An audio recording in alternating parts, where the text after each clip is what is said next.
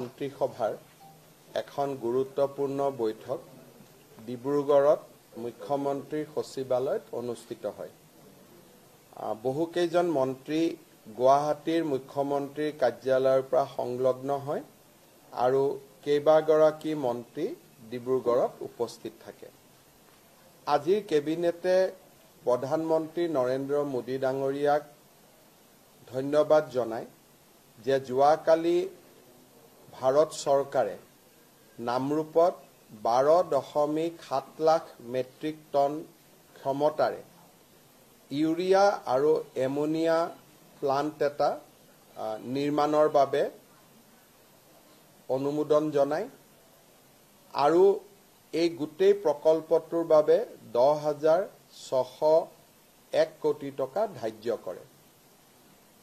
মই বিনম্ৰতাৰে সৈতে ৰাইজক জনাব বিচাৰিম যে এই নামৰূপৰ ইউৰিয়া প্লান্ট বা এমোনিয়া প্লান্ট নিৰ্মাণৰ ক্ষেত্ৰত প্ৰধানমন্ত্ৰী নৰেন্দ্ৰ মোদী ডাঙৰীয়াই কেন্দ্ৰীয় বাজেট আৰু এডভান্টেজ আসাম 2.0 ঘোষণা কৰিছিল আৰু এডভান্টেজ অসম কাৰ্যসূচীত যোগদান কৰি গৈয়েই প্ৰধানমন্ত্ৰী ডাঙৰীয়াই প্ৰথম সুযোগতে এই বিশেষ প্ৰকল্পটো কেন্দ্ৰীয় কেবিনেটৰ দ্বাৰা অনুমোদিত কৰোৱায়। আপোনালোক সকলোৱে জানে যে এই প্ৰকল্পটোত ভাৰত চৰকাৰৰ 60% অংশীদাৰিত্ব থাকিব আৰু অসম চৰকাৰে এই প্ৰকল্পটোত 40%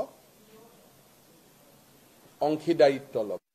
আৰু যদি ইণ্ডিভিজুৱেল এণ্টিটি হিচাপে চাব যাওঁ, ভাৰত চৰকাৰৰ 4টা সংস্থাই ইয়াত নিজৰ নিজৰ অংশীদাৰিত্ব ল'ব।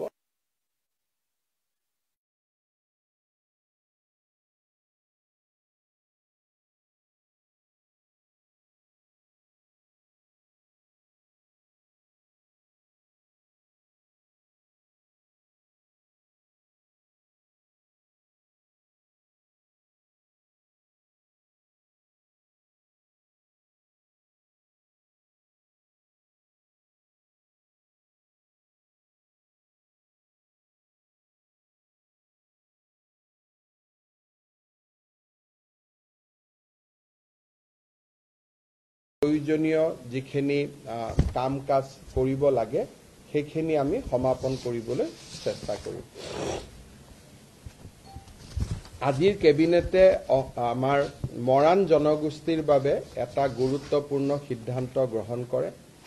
আমি সকলোৱে জানো যে অৰুণাচল প্ৰদেশৰ বিভিন্ন স্থানত মৰাণ জনগোষ্ঠীৰ লোকসকলে বাস কৰে, কিন্তু অৰুণাচল চৰকাৰে তেওঁলোকৰ যিয়ে অসুবিধা নহওক কিয় এই যুৱক যুৱতীসকলক বা বাসিন্দাসকলক স্থায়ী নাগৰিকত্বৰ প্ৰমাণপত্ৰ নিদিয়া বাবে বা PRC নিদিয়া বাবে অৰুণাচলত তেখেতসকলে বিভিন্ন সুবিধাৰ পৰা বঞ্চিত হ'বলগীয়া হয়।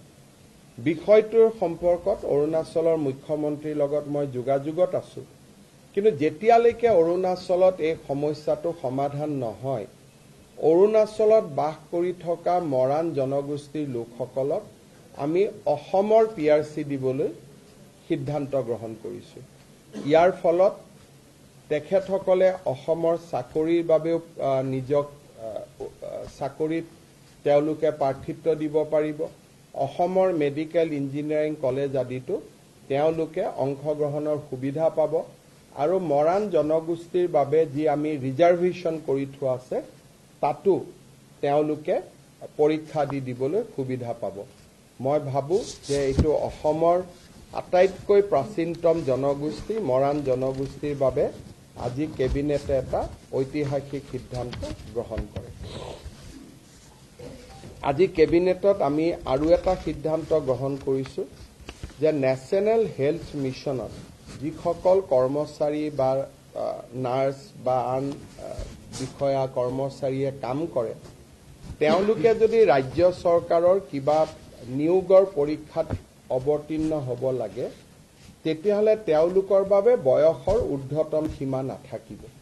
তেওঁলোকে যিমানেই বয়স নহওক কিয় যদি NHM তেওঁলোকে কাম কৰি আছে তেতিয়াহ'লে স্বাস্থ্য বিভাগৰ চৰকাৰী চাকৰিৰ কাৰণে তেওঁলোকে আবেদন পত্ৰ দিব পাৰিব। এএনএমৰ চাকৰিৰ কাৰণে, জিএনএমৰ চাকৰিৰ কাৰণে, অৰ্থাৎ নিৰ্দিষ্ট ফিল্ডখনত যি ফিল্ডত কাম কৰি আছে সেই ফিল্ডত তেওঁলোকে নিয়োগৰ পৰীক্ষাত অৱতীৰ্ণ হ'ব পাৰিব। গোৱালপাৰা জিলাৰ যিখন অসামৰিক হস্পিটেল আছিলে, গোৱালপাৰা চিভিল হস্পিটেল, সেই চিভিল হস্পিটেলখনক বা অসামৰিক হস্পিটেলখনক আমি তৎকালীনভাৱে কাৰ্যকৰী হোৱাকৈ শ্বহীদ নিধানুৰাম ৰাজবংশীৰ নামেৰে উৎসৰ্গা কৰিবলৈ সিদ্ধান্ত গ্ৰহণ কৰিছোঁ। ভাৰতৰ স্বাধীনতা সংগ্ৰামৰ 1942 চনৰ এগৰাকী শ্বহীদ নিধানুৰাম ৰাজবংশী এতিয়াৰ পৰা গোৱালপাৰা অসামৰিক চিকিৎসালয়খন শ্বহীদ নিধানুৰাম ৰাজবংশী অসামৰিক চিকিৎসালয় ৰূপে পৰিচিত হ'ব। আমাৰ 31 মাৰ্চৰ পৰা অসমৰ প্ৰতিটো ৱেলনেছ চেণ্টাৰ, যি আমাৰ গাঁৱে গাঁৱে ৱেলনেছ চেণ্টাৰ আছে, সেই ৱেলনেছ চেণ্টাৰত একোটাকৈ স্বাস্থ্য শিবিৰ কৰিবলৈ ৰাজ্য চৰকাৰে সিদ্ধান্ত গ্ৰহণ কৰিছে। স্কুলসমূহৰ এমালগেমেশ্যনৰ কাৰণে পৰিত্যক্ত বিদ্যালয়সমূহক যিকোনো চৰকাৰী কামত যাতে আমি ব্যৱহাৰ কৰিব পাৰোঁ, তাৰ বাবে বহুত দিনৰ পৰা এটা চিন্তা চৰ্চা চলি আছিল। আজি কেবিনেটে সিদ্ধান্ত লয় যে যেতিয়া কোনোবা স্কুল এমালগেমেটেড হৈ যাব, তেতিয়াহ'লে সেই মাটি তৎকালীনভাৱে জিলা আয়ুক্তৰ হাতলৈ গুচি যাব। শিক্ষা বিভাগৰ পৰা জিলা আয়ুক্তলৈ যাব। চৰকাৰী কাম কাজত জিলা আয়ুক্তই তাক আবণ্টন কৰিব পাৰিব। অনা চৰকাৰী কাম কাজৰ বাবে বা NGO আদিৰ বাবে যদি আবেদন হয়, চৰকাৰৰ অনুমোদন লৈ জিলা আয়ুক্তই এনে খালী হৈ থকা বিদ্যালয়সমূহ আবণ্টন কৰিব পাৰিব। আজি কেবিনেটত এইটো এটা গুৰুত্বপূৰ্ণ সিদ্ধান্ত লোৱা হয়। প্ৰাগজ্যোতিষপুৰ ইউনিভাৰ্চিটি আৰু আমাৰ আউনীআটী বিশ্ববিদ্যালয়, এই দুইখন বিশ্ববিদ্যালয়ৰে যিখন ফাৰ্ষ্ট ষ্টেটু বুলি কয়, সেই ষ্টেটুখন আজি কেবিনেটে অনুমোদন জনায়। Doctor Bhupen Hazarika regional government film আৰু টেলিভিছন ইনষ্টিটিউটৰ অধ্যাপক অধ্যাপিকাসকলক কেবিনেটে AICT স্কেল দিবৰ বাবে আজি সিদ্ধান্ত গ্ৰহণ কৰে।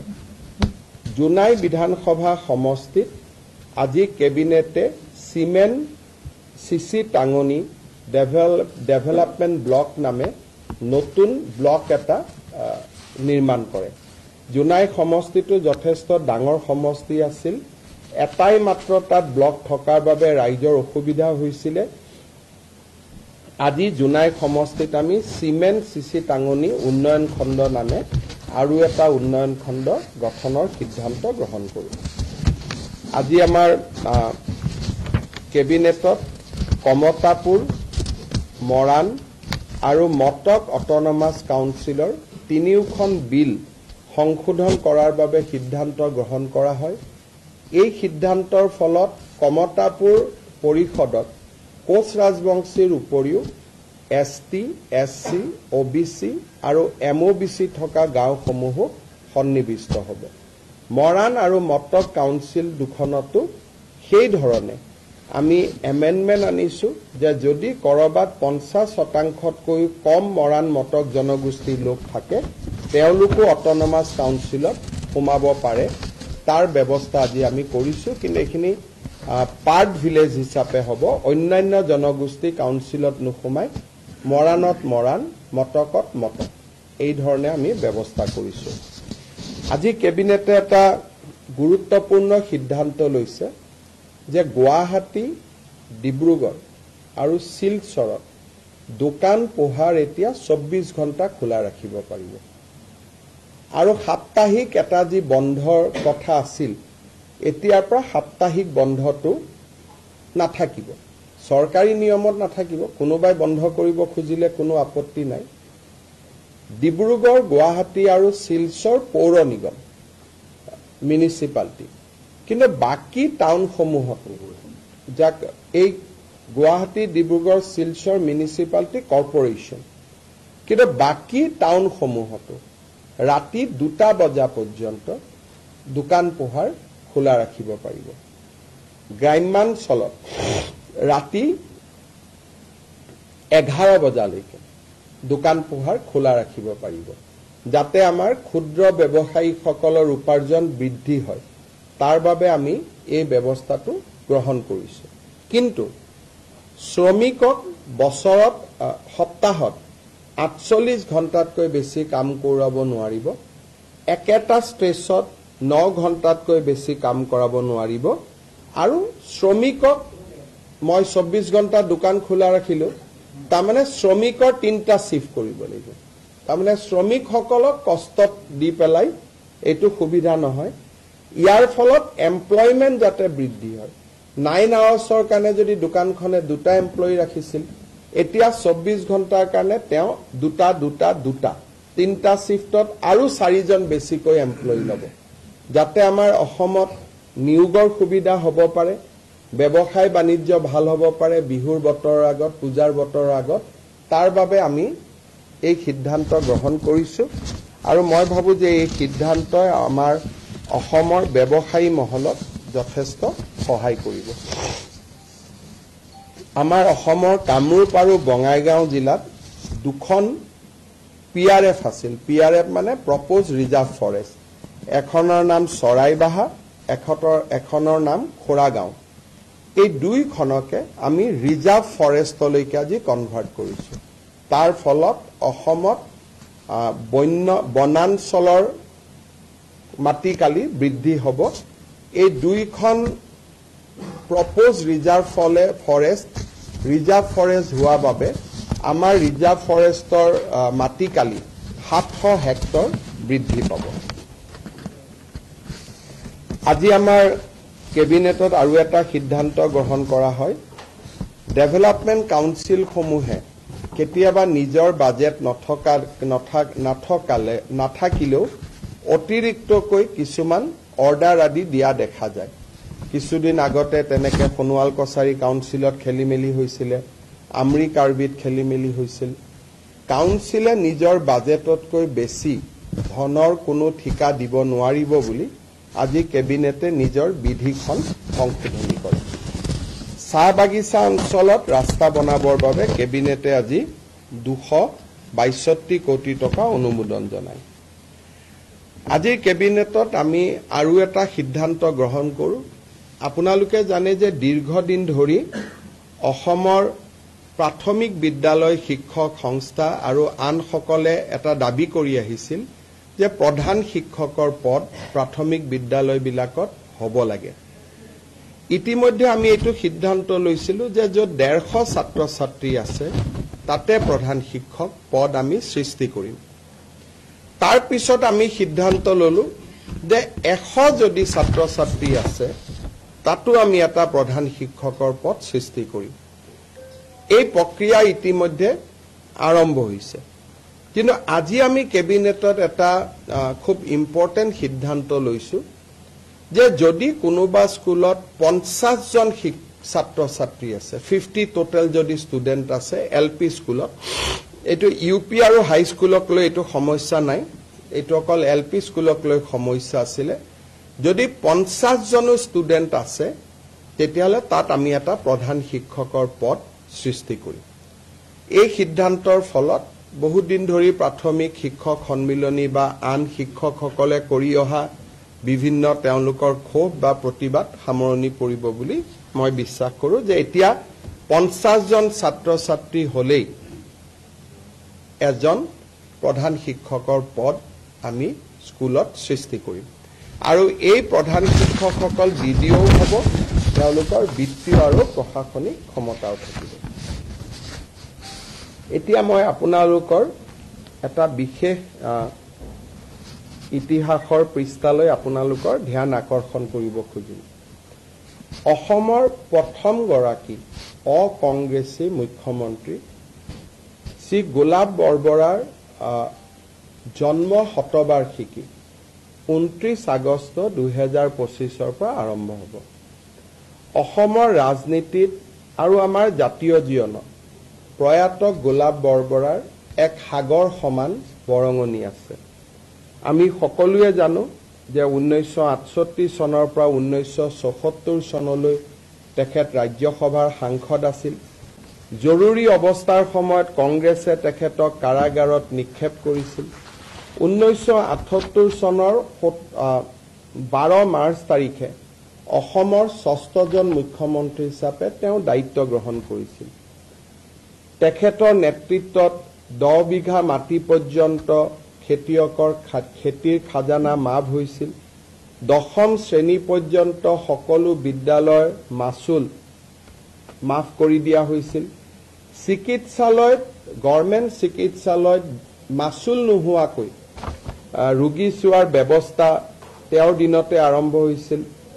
দয়াং বনাঞ্চলত থলুৱা লোকৰ মাটি সংৰক্ষণৰ বাবে তেখেতে কাম কৰিছিল আৰু এই ধৰণে তেখেতে বহুবিলাক আনকি অসমত ক্ষুদ্ৰ চাহ বাগিচা নিৰ্মাণৰ কামতো তেখেতে এক বিশাল বৰঙণি আগবঢ়াইছিল। ৰাজ্য চৰকাৰে গোলাপ বৰবৰা ডাঙৰীয়াৰ জন্ম শতবাৰ্ষিকী গাম্ভীৰ্যপূৰ্ণভাৱে এটা বছৰ পালন কৰিবলৈ সিদ্ধান্ত লৈছে। 29 আগষ্ট 2025 পৰা আৰম্ভ হ'বলগীয়া এই জন্ম শতবাৰ্ষিকীত আমি কেনেদৰে পালন কৰিম তাৰ বিষয়ে নিৰ্ধাৰণ কৰিবলৈ মন্ত্ৰী ৰঞ্জিত কুমাৰ দাস, ডক্টৰ ৰণোজ পেগু আৰু অজন্তা নেওগৰ নেতৃত্বত এখন কেবিনেট সাব কমিটি গঠন কৰা হৈছে আৰু এই কেবিনেট সাব কমিটিখনে প্ৰয়াত গোলাপ বৰবৰাৰ পৰিয়াল আৰু তেওঁৰ সান্নিধ্য লাভ কৰা ব্যক্তিসকলৰ লগত আলাপ আলোচনা কৰি এটা বছৰজোৰা পৰিকল্পনা প্ৰস্তুত কৰিব যাতে গোলাপ বৰবৰাৰ আদৰ্শক আমি অসমৰ নতুন প্ৰজন্মৰ মাজলৈ লৈ যাব পাৰোঁ।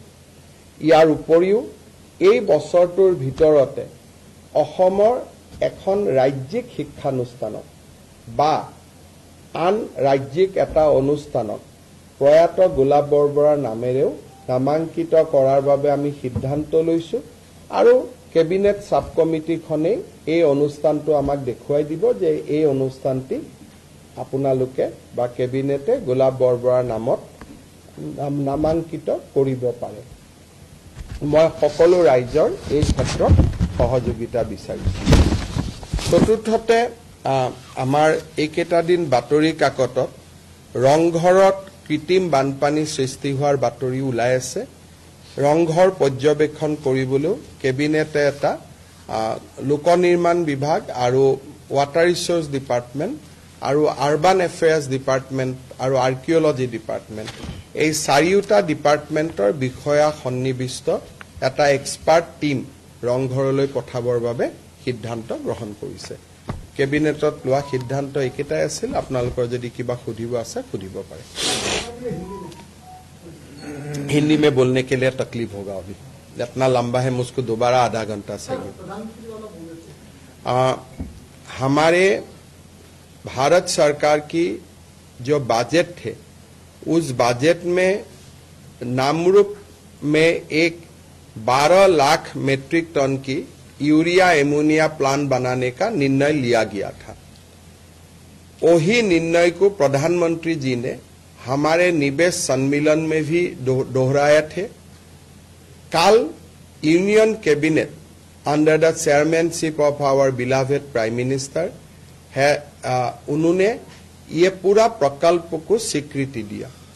आज हमारे कैबिनेट ने प्रधानमंत्री जी को इसके लिए अपना कृतज्ञता जताया और हमारा आशा है कि प्रधानमंत्री जी अगले बार जब असम में आएगा, खास करके सितंबर अक्टूबर महीना में, उसी समय ये यूरिया एमोनिया प्लांट का शिलान्यास भी जरूर करेगा। हम प्रधानमंत्री जी को असम वासियों का ओर से बहुत बहुत धन्यवाद देता हूँ। अरुणाचल में जो हमारे मरान जनगोष्ठी का लोग है, अभी तक अरुणाचल सरकार उनको परमानेंट रेसिडेंशियल सर्टिफिकेट नहीं दिया है। जब तक अरुणाचल परमानेंट रेसिडेंशियल सर्टिफिकेट नहीं देगा तब तक असम सरकार उनको परमानेंट रेसिडेंशियल सर्टिफिकेट असम का देने का काम करूंगा। लेकिन हम लोग निरंतर प्रयास करूंगा कि अरुणाचल में भी वो लोगों को पीआरसी मिले। केंद्रीय मंत्री नितिन गडकरी কালি ঘোষণা কৰিছিলে ৰাষ্ট্ৰীয় ঘাইপথ আৰু দলং ইত্যাদি নিৰ্মাণৰ বাবে 3 লাখ কোটি টকা পৰ্যন্ত দিয়া হ'ব আৰু আমেৰিকাৰ সমপৰ্যায়লৈকে লৈ যোৱা হ'ব। মইতো ভাবো যে আমি যি ধৰণে নেশ্যনেল হাইৱে যোৰহাটৰ পৰা ডিব্ৰুগড়ত বনাই আছো, আমি নেশ্যনেল হাইৱেৰ ওপৰতো হেলিকপ্টাৰো লেণ্ড কৰাম আৰু প্লেনো আমি লেণ্ড কৰাম। এই বছৰটোৰ ভিতৰত আপোনালোকে তেনেকুৱা বহুত পৰিঘটনা অসমত দেখিবলৈ পাব, যে অসমৰ ৰাস্তাত এয়াৰফোৰ্চৰ ফ্লাইট নামিব, অসমৰ ৰাস্তাত হেলিকপ্টাৰ নামিব, অসমত সুৰংগ হ'ব। আজি কথা ক'লে মানুহে অলপ বিশ্বাস কৰিব বেয়া পায়, কিন্তু দেখি থাকিলে বিশ্বাস কৰি গৈ থাকিব। ডিব্ৰুগড়ৰ কথা নাই, ডিব্ৰুগড়টোত বগীবিল অলৰেডি বনোৱাই হৈছে, কিন্তু টানেল নুমলীগড় আৰু গোলাঘাট গহপুৰৰ মাজত হ'ব। কালি আমি ডিব্ৰুগড়ত আলোচনা কৰিছো, কালি মিটিং ৰাখিছো ডিব্ৰুগড়ৰ ওপৰত। কালি ডিব্ৰুগড়ৰ আৰ্টিফিচিয়েল ফ্লাডৰ ওপৰত আমি মিটিং ৰাখিছো, তেতিয়া আপোনালোকক ক'ব পাৰিম।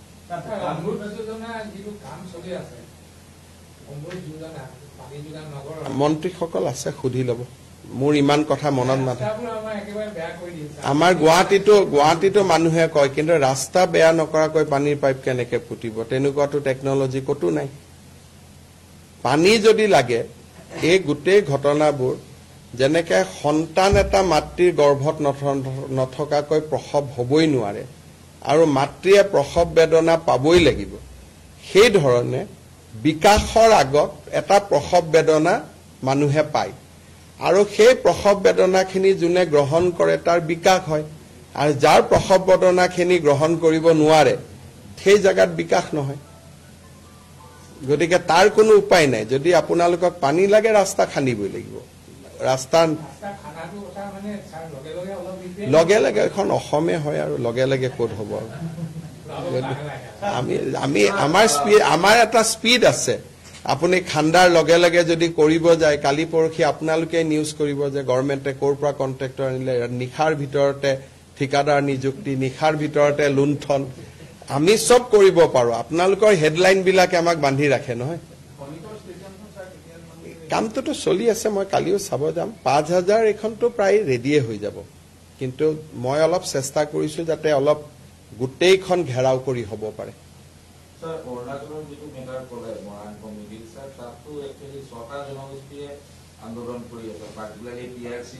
মোক মৰাণসকলে সাক্ষাৎ কৰিছে, আন জনগোষ্ঠীয়েও যদি মোক সাক্ষাৎ কৰে তাতো ব্যৱস্থা লম। মোক এতিয়ালৈকে মৰাণসকলে সাক্ষাৎ কৰিছে, স্মাৰক পত্ৰ দিছে, মই কৰি দিছো।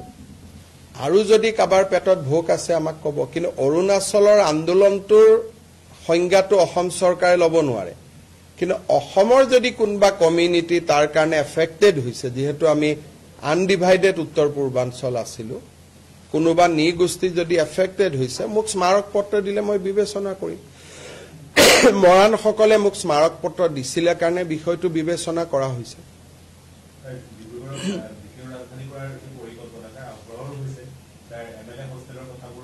ইয়াতে কালি মই চাব যাম, আমি কালি মাটি চিলেক্ট কৰিম। এই বছৰটোৰ ভিতৰতে ডিব্ৰুগড়ত অসম বিধানসভা, MLA হোষ্টেল, অধ্যক্ষৰ বাসভৱন, এই গোটেইবিলাক নিৰ্মাণৰ কাম আৰম্ভ হ'ব।